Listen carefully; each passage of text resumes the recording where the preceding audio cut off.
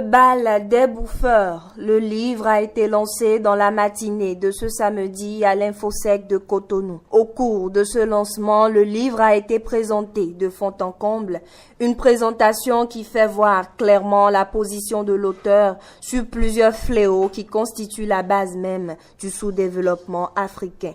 Avec la présence d'imminentes personnalités, l'auteur a su nous faire voir les raisons qui l'ont poussé à la sortie de ce roman. En fait, ce qui m'a motivé à écrire ce roman et donner le titre Le bal des bouffeurs, c'est ce qui se passe en Afrique. La corruption qui a gangréné tout le système africain.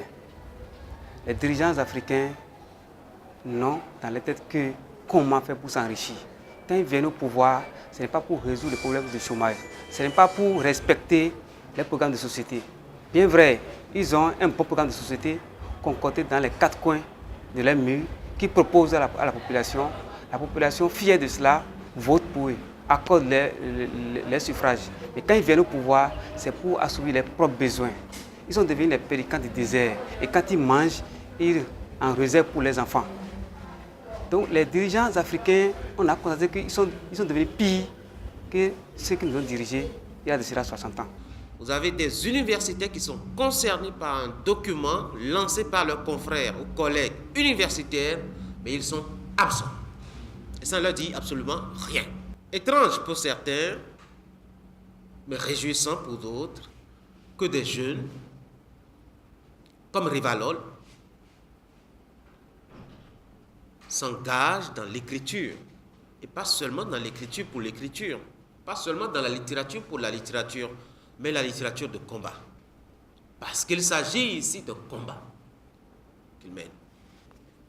Le roman Le bal des bouffeurs, ce n'est pas pour insulter les dirigeants actuels ni passés.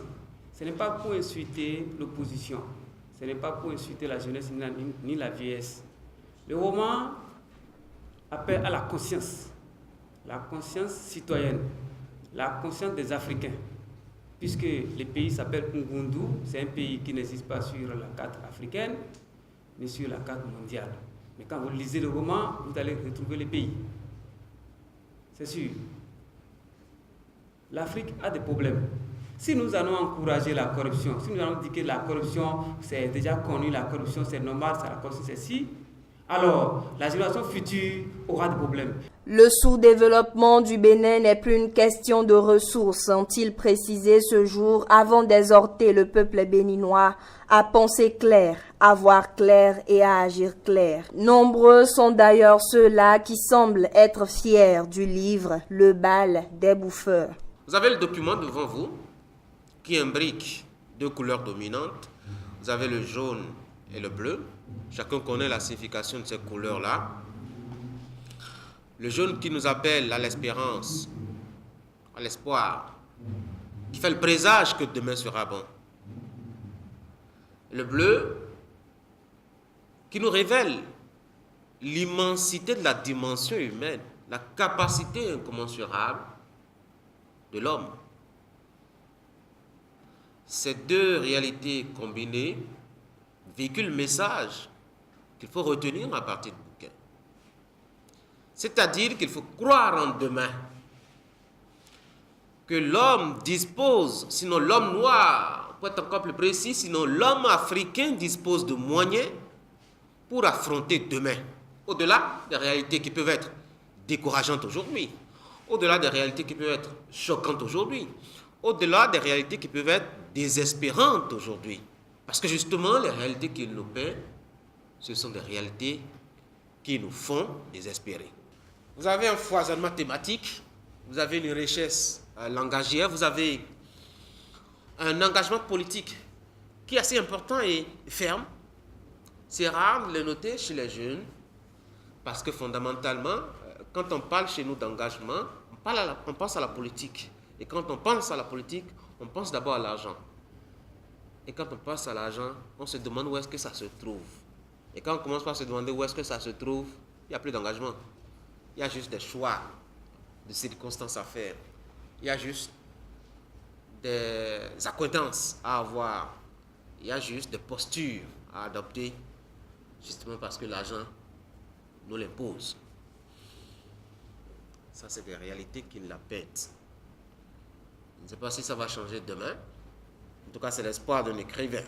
Et on doit en appeler à la conscience de la génération actuelle, notre génération. C'est sur nous que se reposent donc les défis de demain.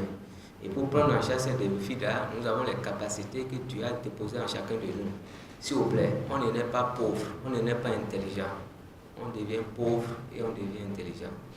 Donc nous travaillons avec donc, le développement de nouveaux comportements citoyens.